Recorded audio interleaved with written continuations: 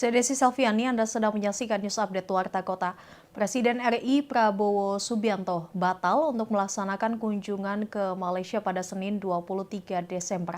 Alasannya karena masalah kesehatan lantaran Prabowo mengalami sakit demam. Informasi itu disampaikan oleh Perdana Menteri Malaysia Anwar Ibrahim melalui unggahannya di media sosial X pada Senin. Anwar Ibrahim mengatakan ia beserta keluarga telah menanti kedatangan Prabowo di Pulau Langkawi. Namun karena alasan kesehatan tersebut, pertemuan yang sudah dijadwalkan sejak Prabowo berangkat ke Mesir gagal terlaksana. Untuk itu Anwar Ibrahim mendoakan agar Prabowo lekas sembuh agar bisa segera melakukan pertemuan dua negara. Seperti diketahui, agenda pertemuan ke Malaysia itu sebelumnya telah disampaikan Prabowo pada 17 Desember saat hendak kunjungan ke Mesir. Rencananya usai mengikuti KTT D8 di Mesir, Prabowo Subianto akan mampir ke Malaysia sebelum pulang ke Indonesia.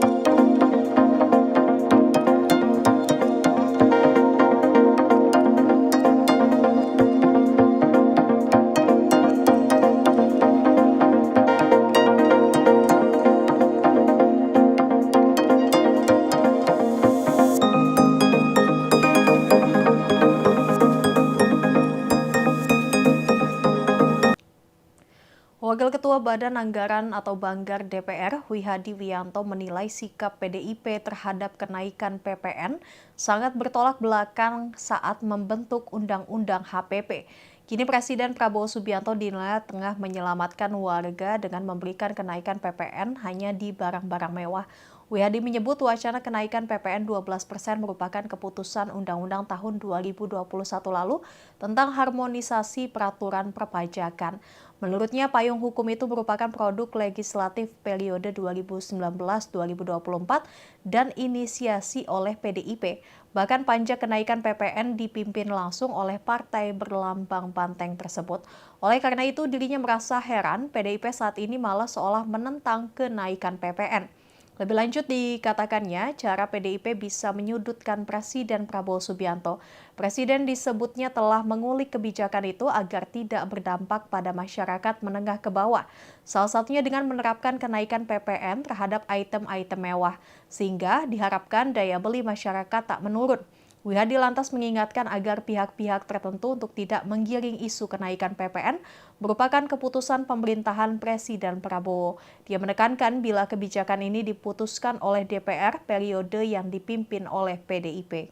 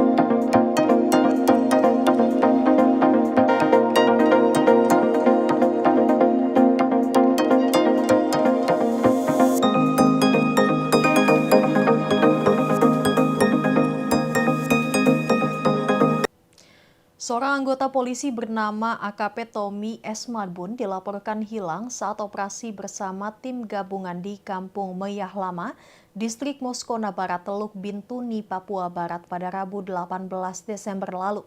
Diketahui AKP Tommy merupakan Kasat Reskrim Polres Teluk Bintuni yang saat itu sedang operasi bersama tim gabungan TNI Polri untuk mencari DPO Martin Aikingin, Komandan Batalion Kelompok Kriminal Bersenjata atau KKB Miskona di Teluk Bintuni, Papua Barat. Naas, saat perjalanan AKP Tommy tergelincir di sungai dan dinyatakan hilang. Detik-detik hilangnya AKP Tommy pun diceritakan Kabid Humas Polda Papua Barat Kombes Ongki Isgunawan. Ongki menuturkan hilangnya Tommy bermula ketika tim gabungan TNI Polri sedang patroli untuk mencari Martin Aikingin. Martin adalah DPO pelaku pembunuhan 4 warga sipil pekerja Trans Bintuni Meibrat. Pergeseran pasukan TNI Polri untuk mengejar dan menangkap buron KKB dimulai 15 Desember 2024 lalu. Lalu pada Rabu 18 Desember, tim gabungan memantau wilayah di sekitar kebun milik Martin.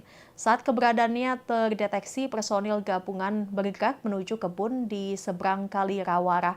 Dalam perjalanan menuju target lokasi, Kasat Reskrim Polres Teluk Bintuni tersebut tergelincir kemudian hanyut terbawa derasnya arus Kali Rawara.